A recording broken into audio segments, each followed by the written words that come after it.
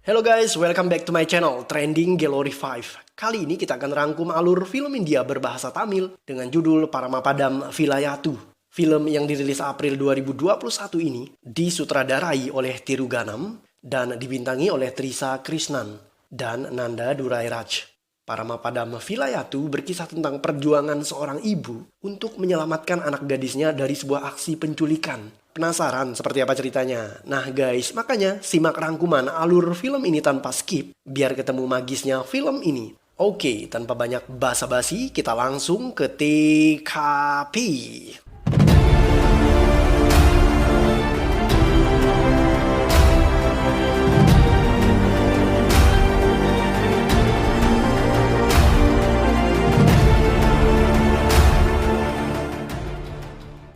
Film ini diawali dengan adegan di mana seorang wanita disekap di sebuah ruangan dengan kaki dan tangan terikat pada sebuah kursi. Beberapa hari sebelum kejadian, seorang politisi bernama Chejian melakukan orasi politik. Chejian adalah politisi yang idealis dan jujur. Ia tidak menyukai sistem dinasti di dalam dunia politik. Chejian tidak mau kader partai politik miliknya mencalonkan anak mereka untuk menjadi politisi di partai itu. Chejian tidak disenangi oleh teman satu partainya yang bernama Kalinggan, karena Kalinggan ingin merampas posisi Chejian sebagai ketua partai itu. Chejian sendiri memiliki seorang anak laki-laki yang bernama Tamis. Ia adalah seorang dokter di London.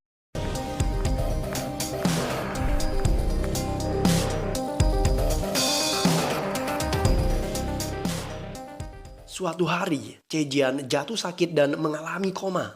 Ia menderita infeksi paru-paru dan dirawat oleh seorang dokter yang bernama Gayatri.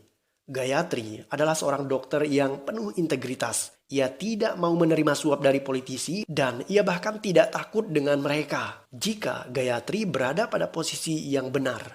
Kalinggan membesuk rekan politisinya yang bernama Chejian. Ia meminta pihak rumah sakit agar menyingkirkan kamera CCTV yang ada di ruangan perawatan Chejian. Tetapi Gayatri menantang perintah tersebut karena kamera CCTV adalah salah satu protokol keamanan yang harus diterapkan di rumah sakit. Sebenarnya Kalinggan berharap Chejian tewas agar ia bisa menggantikan posisi dirinya.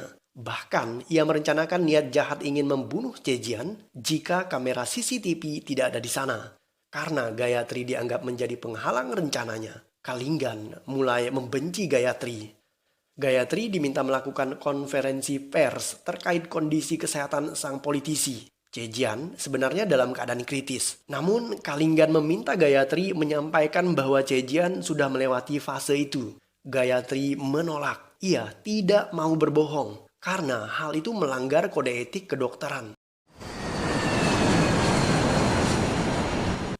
Tamis adalah seorang dokter di London. Ia pulang ke India untuk mengunjungi ayahnya yang sakit. Sang ibu tidak henti-hentinya menangis karena ayahnya tidak kunjung siuman.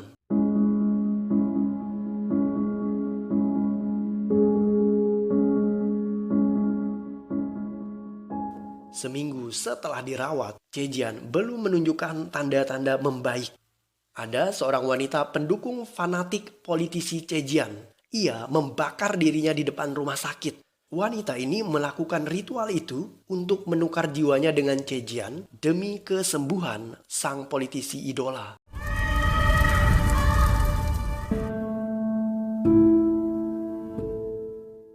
Setelah insiden itu, Chejian akhirnya berhasil melewati masa kritis. Kalinggan merasa geram. Ia menyalahkan Gayatri karena Gayatri lah yang menghalangi Kalinggan menghabisi Chejian. Kalinggan kemudian mendatangi Gayatri. Ia mengirimkan Gayatri bunga, tapi Gayatri enggan menerimanya. Kalinggan kemudian mengancam Gayatri dengan mengatakan seperti ini. Nyonya, jaga baik-baik anakmu, karena sekarang sedang marak kasus penculikan anak.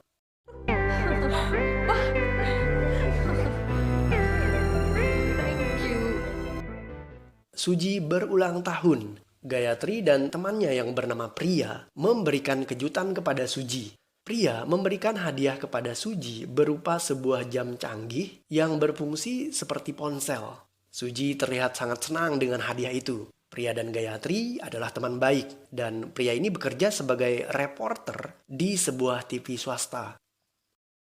Doctor Chezhiyan சருக்கு ப்ரீதிங் ட்ரபிளாக இருக்கு.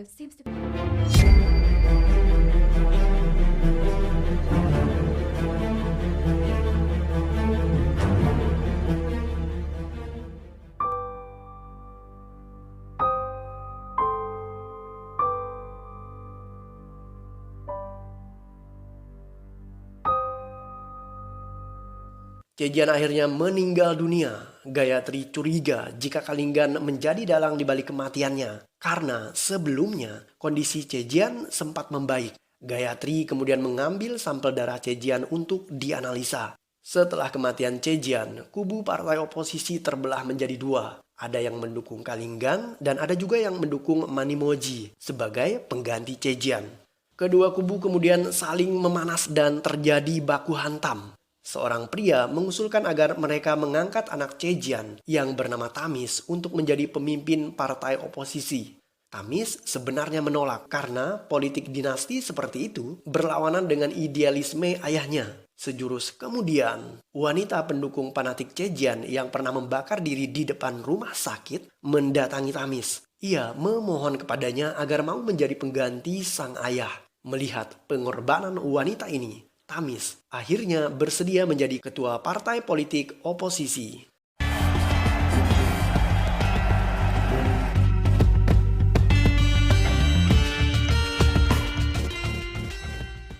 Gayatri berusaha mencari barang bukti bahwa kematian Cejian adalah akibat pembunuhan.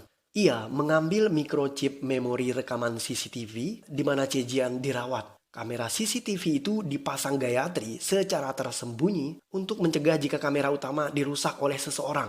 Belum sempat ia membuka isi chip tersebut, seseorang menelponnya. Ternyata anak Gayatri yang bernama Suji diculik. Gayatri diminta sang penelpon untuk menaiki sebuah mobil. Ia kemudian dibawa ke suatu tempat dan sejurus kemudian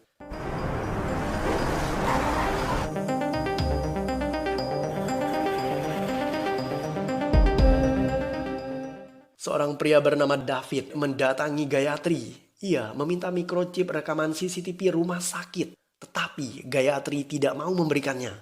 Gayatri akhirnya ditangkap oleh David dan anak buahnya. Gayatri adalah wanita yang disekap di ruangan seperti di adegan awal film tadi. Ia berhasil melepaskan ikatan yang membelenggu kaki dan tangannya. Gayatri bahkan berhasil mencuri ponsel milik penjahat saat mereka lengah. Tetapi sayang, ketika ia ingin menggunakan ponsel tersebut, ruangan itu justru tidak terjangkau sinyal.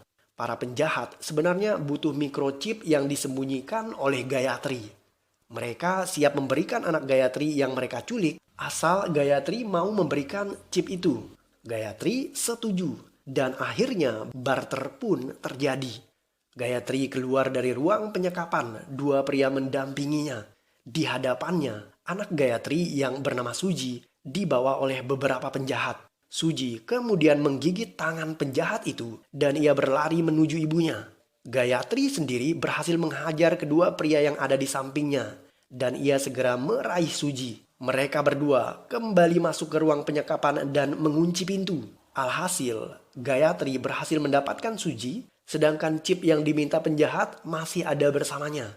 Sekalipun demikian, Gayatri tetap tidak bisa keluar karena ruangan itu tidak memiliki jendela dan para penjahat menunggu di depan pintu. Para penjahat itu tidak kehabisan akal. Mereka memasukkan gas ke dalam ruangan di mana Gayatri dan anaknya bersembunyi. Mereka bermaksud membakar Gayatri dan anaknya.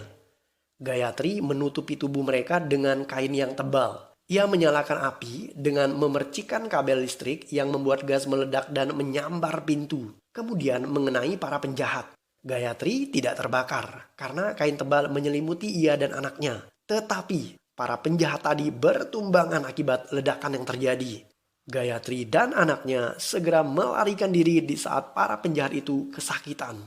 Gayatri bergegas lari keluar. Ia dikejar oleh para penculik. Gayatri meminta anaknya untuk lari menyelamatkan diri, sedangkan ia mengalihkan perhatian para penjahat.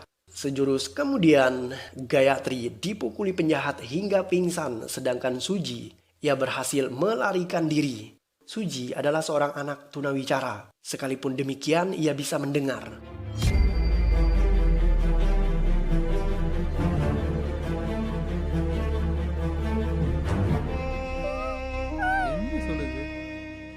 Suji kemudian mendatangi seorang pria sopir taksi. Pria itu bernama Vijay. Suji meminta bantuan Vijay untuk menolong ibunya. Vijay adalah pria yang sangat mata duitan.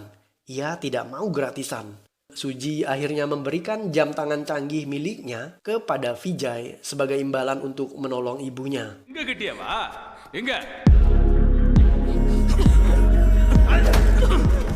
Gayatri dipukuli para penjahat. Mereka merampas mikrochip Gayatri kemudian menghancurkannya. Sedangkan Suji, ia membawa Vijay masuk ke sebuah bangunan tua. Sayangnya, ketika mereka tiba di sana, Gayatri sudah dibawa kabur oleh para penjahat. Gayatri dibawa dengan menggunakan sebuah mobil. Mereka meletakkannya di dalam bagasi. Saat Gayatri tersadar, ia menelpon Suji. Jam tangan Suji yang sudah diambil Vijay mendadak berdering. Gayatri meminta bantuan Vijay agar menolong dirinya. Vijay justru meminta imbalan 1 juta rupiah dan Gayatri setuju. Setelah diiming-imingi 1 juta rupiah, Vijay siap membantu Gayatri. Ia menyarankan Gayatri agar membuang barang-barang yang ada di bagasi agar bisa dijadikan jejak. Kemudian bisa dilacak oleh Vijay. Kebetulan di sana ada sekaleng cat. Gayatri kemudian menuangkan kaleng cat tersebut di sepanjang jalan yang ia lalui. Tumpahan cat tadi menarik perhatian seorang pria. Kebetulan, pria ini adalah seorang polisi. Ia menghentikan mobil itu. Saat polisi membuka bagasi mobil, Gayatri berteriak minta tolong. Tetapi sejurus kemudian,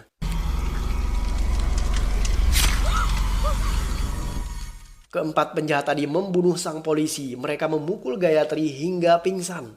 Vijay menemukan tumpahan cat di jalanan. Ia mengikuti jejak tersebut dan menemukan mobil yang membawa Gayatri.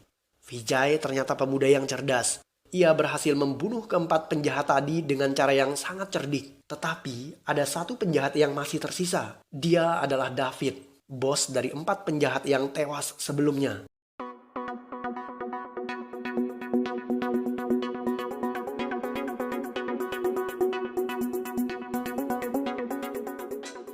David dan Vijay terlibat perkelahian sengit. David ternyata sangat ahli bela diri dan hal itu membuat Vijay terdesak. Di saat David bersiap membunuh Vijay, Gayatri menghancurkan lampu mobil David.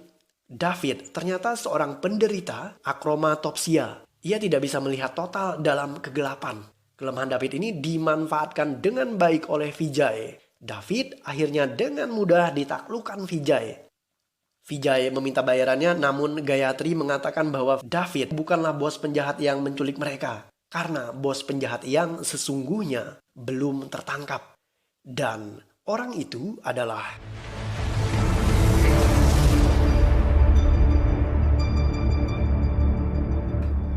Guys, ternyata Tamis adalah penculik Gayatri dan anaknya. Ia juga membunuh politisi Chejian, ayahnya sendiri. Tamis membunuh Chejian karena ia ingin menjadi penerus ayahnya dalam dunia perpolitikan. Tamis ingin mendapatkan rasa hormat dari orang-orang seperti yang ayahnya dapatkan saat menjadi politisi. Tetapi karena sang ayah membenci politik dinasti, maka Tamis tidak diizinkan oleh ayahnya menjadi politisi dalam partai yang diketuai oleh sang ayah. Karena itulah Tamis membunuh ayahnya sendiri. Tamis menyuntikkan campuran obat dalam infus sang ayah yang membuat penyebab kematiannya tidak bisa terdeteksi dan dianggap sebagai kematian yang normal. Tamis tentu saja bisa melakukan hal itu karena ia seorang dokter yang paham tentang dunia medis. Tamis kemudian meminta chip dari Gayatri, tetapi Gayatri tidak mau memberikannya. Karena itulah ia menculik Gayatri dan anaknya. Gayatri kesulitan untuk membuktikan bahwa Tamis adalah pembunuh ayahnya karena chip yang ia miliki sudah dihancurkan oleh para penjahat. Tetapi Vijay justru menemukan rekaman video saat Tamis menyuntikkan obat kepada ayahnya. Ternyata jam tangan keren hadiah ulang tahun Suji berhasil merekam aksi tersebut. Saat itu Gayatri meminta suster untuk meletakkan jam tangan di atas meja. Tetapi jam itu justru terjatuh dan ketika membentur lantai, jam itu mulai merekam layaknya kamera ponsel. Rekaman video itu akhirnya menjadi barang bukti terakhir kejahatan yang dilakukan oleh Tamis. Dan sejurus kemudian,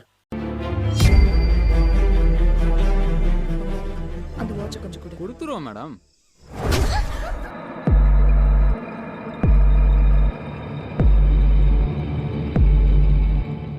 Vijay kemudian memukul Gayatri dan mengikatnya. Ternyata saat Gayatri lengah, Vijay menelpon Tamis menggunakan ponsel anak buah David yang sudah tewas. Tamis menjanjikan bayaran yang lebih tinggi kepada Vijay jika ia mau menyerahkan bukti video tersebut kepadanya. Dan Vijay tergiur. Ia akhirnya berkhianat kepada Gayatri.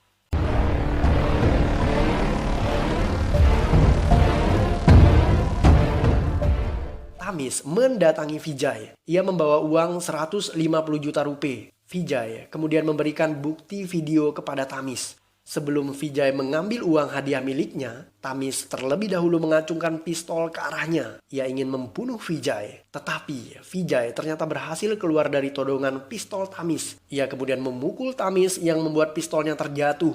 Duel tangan kosong antara politisi dan sopir taksi tidak bisa terhindari. Tetapi Tamis berada di atas angin. Ia menginjak leher Vijay dan membuatnya hampir tewas. Beruntung saat perkelahian terjadi, Suji melepas ikatan yang membelenggu ibunya. Gayatri kemudian memukuli Tamis dengan kayu. Tamis membalas balik dengan menyerang Gayatri. Tetapi Vijay berhasil menangkap dan memeluk erat Tamis yang membuatnya tidak bisa bergerak. Gayatri kemudian mengambil pisau dan ia melukai Tamis. Dan film pun berakhir.